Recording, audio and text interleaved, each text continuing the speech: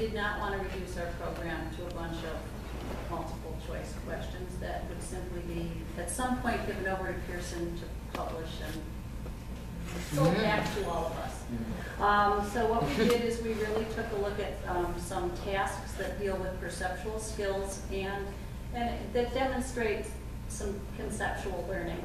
And we came up with 3 tasks for pre-assessment and 1 long post-assessment, and also built in a little portfolio assessment piece that looks at growth over time, but we really stayed away from those objective questions.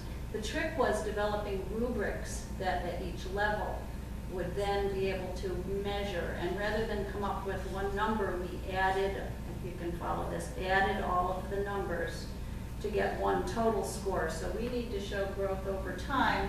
This long task at the end will also have a number and we'll compare, and especially for elementary and middle school folk, my heart bleeds for them.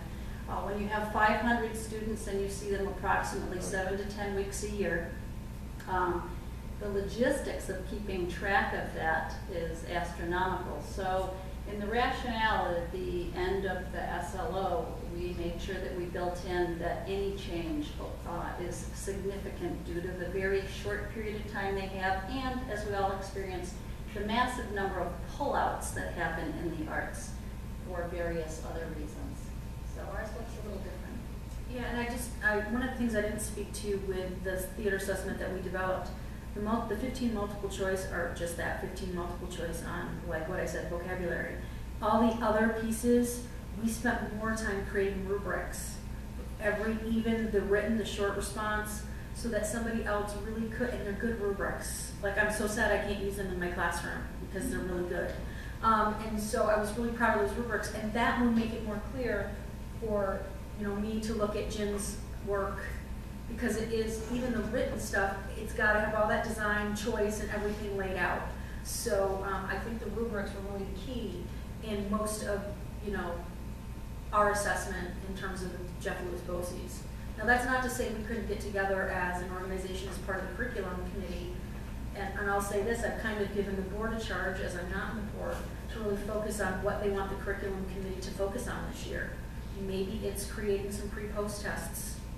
Maybe it's, a lot of people are like, let me see slows. The slows are so individualized that it's, for me to show a slow for my class is not going to make any sense for somebody else's class. But once we get direction from the membership, from the board, the curriculum committee will move on what we feel we need to do.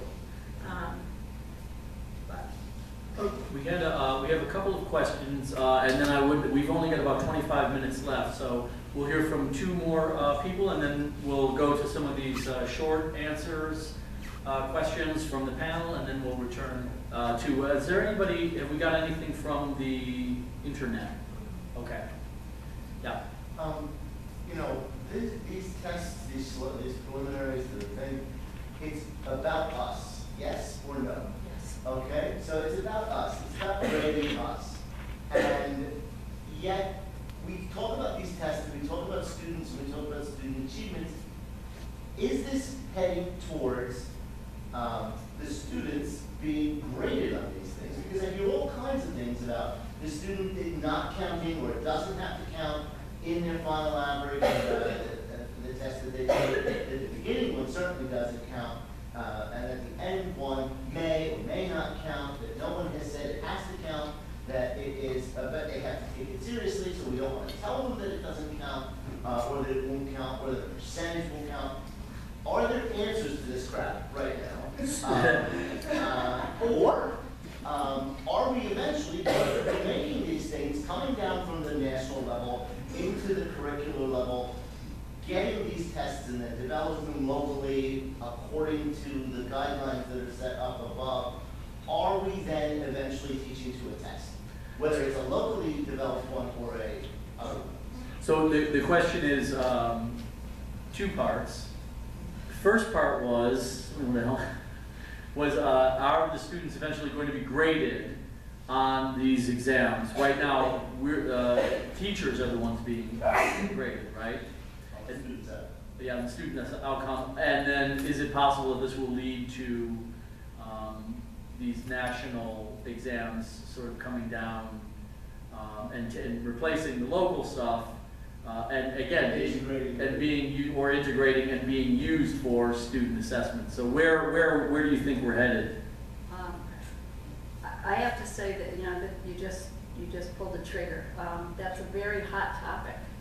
We felt very strongly that students should not even be talked to about any of this. It's simply not fair. And going back to my core belief that do no harm, it is totally unproductive to discuss this with a student. Our approach was simply to tell the kids that they're all individuals, they're in different places, we want to meet their individual needs.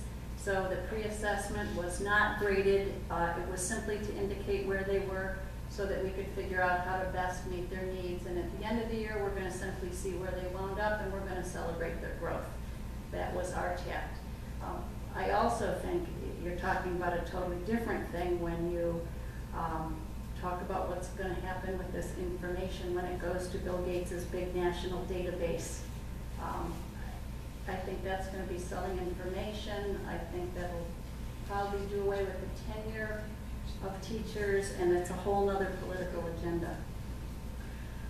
And I mean, I think in terms of do no harm, the harm has already begun to the young people, of course, because I know my daughter and several of her friends, as they took their tests at the end of last year, were to the point of tears several days because they were so worried that these teachers had not spoken to them about what these tests meant, but the students knew what was going on, and they were, to the point of tears, worrying about whether their scores were going to get their teachers fired or not. Now, again, I believe my school has done a good job of trying to allay those fears, but sensitive and intelligent young people are going to pick up on the anxieties behind this.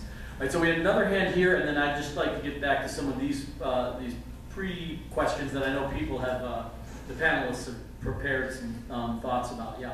Some of the components of this are, by design, nebulous, and the school districts have some autonomy in coming up with, the big picture.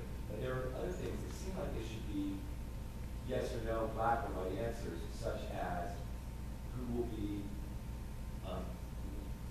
the goal of the final assessment being created, who is going to be doing the assessment. These are things that the school year can be done. And the state, we're hearing different things from different counties and even different administrators within those counties. Is this a role that Nystea can help to clarify? Can I just speak very quickly? I can't necessarily speak to how Nystea will decide to handle this, but I think many districts are sympathetic to the haste with which this has been thrown upon everyone, administrators included. And many districts, including my own, have included in their memorandum of agreement for contracts, since this is something that was required by the state in order to continue to receive funds, that no teachers will be fired the first year. This cannot count against firing someone for just cause, in the assumption that these test scores for or against teachers could lead to just cause or dismissal of tenure.